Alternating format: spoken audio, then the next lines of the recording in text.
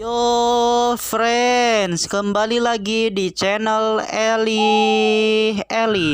Oke teman-teman semua, di video The Story kali ini aku akan bercerita tentang kisah mistis di balik Toy Story animasi. Yang memang Toy Story ini ada juga dari PS2, yaitu berbentuk game.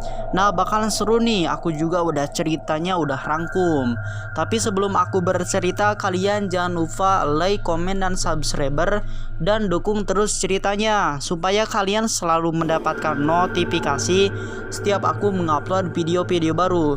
Dan buat kalian juga yang ingin request dari cerita baru, silahkan cantumin aja di kolom komentar, karena aku akan standby buat kalian semua. Oke, kita bisa mulai ceritanya teman-teman. Pastinya kalian sudah tidak asing lagi dengan film yang berjudul Toy Story. Film animasi ini menceritakan tentang kehidupan para mainan apabila sedang tidak dilihat oleh manusia, yang mana dari film ini tokoh utama adalah mainan Sherepudin dan juga kawan-kawannya. Jadi ceritanya mainan-mainan ini memiliki nyawa dan sedang tidak dilihat oleh manusia. Mereka semua akan bangun dan melakukan aktivitas layaknya makhluk hidup. Film animasi ini menjadi film animasi terbaik di seluruh dunia karena ceritanya yang sangat menarik dan juga seru, serta kualitas animasinya yang juga tidak kalah bagus. Jadi tidak heran film ini begitu digemari oleh orang-orang di seluruh dunia,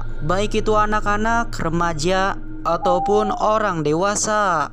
Tapi tahukah kalian, di balik cerianya film kartun yang satu ini, ternyata terdapat kisah horor mistis yang sangat mengerikan yang jarang diketahui oleh orang. Jadi ada artikel yang menceritakan bahwa sebenarnya kisah di film Toy Story ini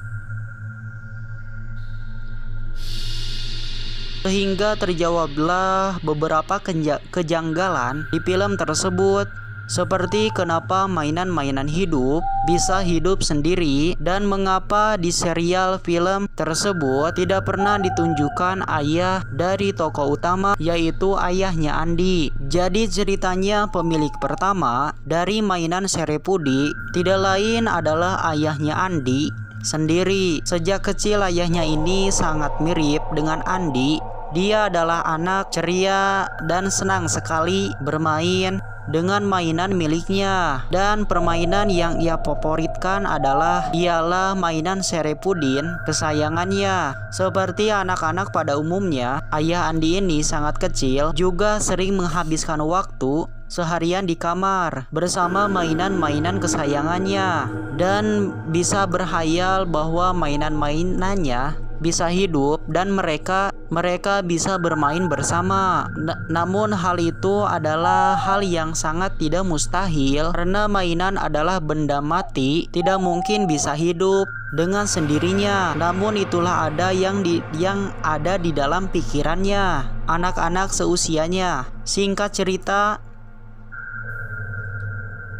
ayah Andy ini mulai tumbuh menjadi seorang remaja, dan di masa-masa itu ia tidak lagi memainkan boneka seperti anak kecil. Jadi ayah Andy mengumpulkan semua mainannya dan ia memasukkannya ke dalam kotak kardus. Kemudian ia menyimpan semua mainannya di atas loteng. Saat itu ia berjanji kepada semua mainannya bahwa mereka akan bermain bersama lagi di kehidupan selanjutnya. Lalu setelah itu ia tidak pernah lagi ke loteng tersebut. Hari terus berganti, ayahnya Andy ini semakin tumbuh dewasa. Saat usia 20-an, ia tiba-tiba mengidap sebuah penyakit aneh, yaitu penyakit yang bernama polio, sehingga ia harus diisolasi dan dikatakan bahwa ia tidak akan bisa hidup lama lagi. Namun karena keberuntungan dari Tuhan, ayah Andy ini bisa selamat dari penyakit polio dan ia bisa hidup normal seperti sebelumnya. Setelah ia berusia 28 tahun, Akhirnya ia menikah dengan seorang wanita yang merupakan teman kuliahnya. Dan dari pernikahan itulah ia memiliki seorang anak laki-laki yang bernama Andi. Anak inilah yang menjadi tokoh utama dari mainan Sherepudin yang ada di film Toy Story. Singkat cerita, setelah Andi berusia 5 tahun, tiba-tiba penyakit dari ayahnya kambuh kembali, yaitu penyakit polio. Dan sayangnya kali ini ayah Andi tidak bisa terselamatkan. Beberapa hari setelah dirawat di rumah sakit, ayahnya Andi menembuskan napas terakhirnya. Namun sebelum ia meninggal dunia, ia sempat menyampaikan sebuah pesan kepada anaknya, yaitu Andi, yaitu mainan yang disimpannya di atas loteng rumahnya. Ia mengatakan bahwa mainan-mainan tersebut adalah bahan harganya ketika ia masih kecil dulu. Dan ia juga mengatakan, saat aku meninggal nanti, ketahuilah jiwaku masih hidup di dalam mainan-mainan tersebut. Entah apa maksud dari ayah Andi ini, namun beberapa jam setelahnya ayah Andi benar-benar meninggal dunia di rumah sakit. Setelah kematian ayahnya, Andi teringat dari kata-kata ayahnya. Terakhir dari kata-kata ayahnya itu, karena merasa penasaran, ia pun memutuskan untuk mengambil mainan-mainan tersebut di atas loteng rumahnya yang tidak pernah dibuka lagi selama bertahun-tahun. Di sana ia menemukan beberapa mainan dan juga boneka. Dan salah satu dari mainan itu mainan favorit ayahnya sewaktu kecil, yaitu mainan Sherepudi. Andi pun memutuskan untuk mengambil semua mainan yang ada di atas loteng tersebut untuk ia mainkan. Namun tidak sempat Andi bermain dengan mainan-mainan tersebut, terjadi sesuatu kejanggalan yang sangat menyeramkan.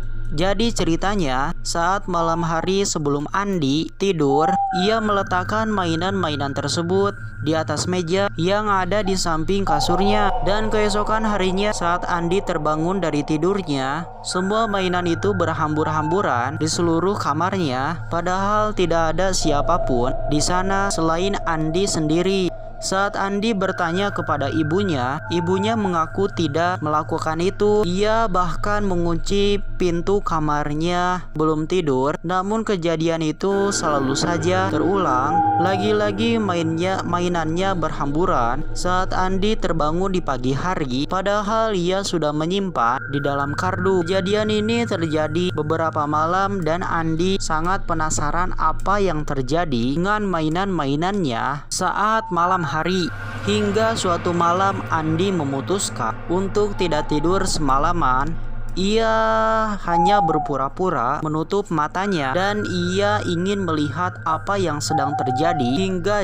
Hingga jam 11 malam mulai terdengar suara dari dalam kardus mainan, dan ternyata mainan-mainan itu tersebut tiba-tiba langsung bergerak sendiri dan bisa berbicara dengan mainan lainnya. Andi melihat dengan kejadian tidak masuk akal itu, langsung terkejut dan langsung berteriak keras kepada ibunya. Dan mainan-mainan ini langsung menyerang Andi secara brutal, bahkan menggunakan benda-benda tajam hingga membuat Andi terluka. Mainan-mainan ini berusaha menangkap dan mengikat Andi, namun Andi melakukan perlawanan. Ia terus menangis dan berteriak sekeras-kerasnya untuk memanggil ibunya dengan yang ada di kamar sebelah. Dengan cepat ibunya Andi berlari ke kamar putranya, dan sangat terkejutnya ia melihat mainan-mainan itu bisa hidup dan menyerang putranya. Ibunya Andi langsung mengambil bara, batang kayu, dan memukul mainan tersebut hingga terpental ke dinding dan tubuhnya hancur berkeping-keping. Namun ketika jumlah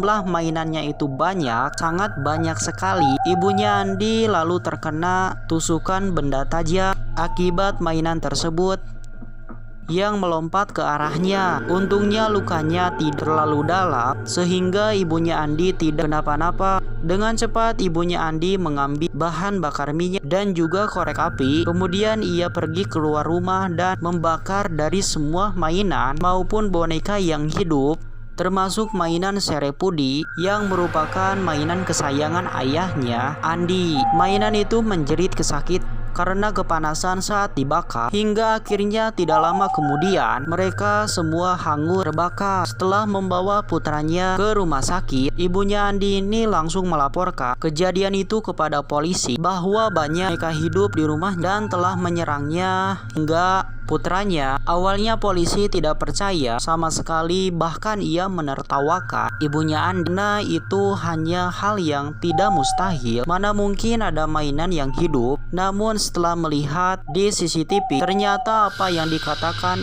oleh ibunya Andi terbukti benar. Mainan-mainan itu setiap malam hidup dan melakukan aktivitas layaknya makhluk hidup. Sampai saat ini masih belum diketahui misteri di balik hidupnya mainan-mainan tersebut. Misterius tersebut yang tidak lain adalah mainan milik ayahnya Andi. Hingga akhirnya cerita ini dibuat secara animasi. Namun ceritanya diubah menjadi kisah serius dan ceria agar bisa dinikmati oleh semua kalangan. Cerita ini hanya teori belaka yang kudapat di artikel yang sudah aku baca-baca dan rangkum, dan belum tentu kebenarannya. Jadi percaya atau tidak itu tergantung pada diri kalian masing-masing. Nah, itulah saja ceritanya, mudah-mudahan kalian suka dan terhibur. Tapi jangan lupa juga like, komen, dan subscriber, dan dukung terus ceritanya. Dan buat kalian yang ingin request dari cerita baru silahkan cantumin aja di kolom komentar, karena aku akan standby buat kalian semua. Mungkin sekian, bye bye teman-teman, mudah-mudahan kalian suka dan terhibur.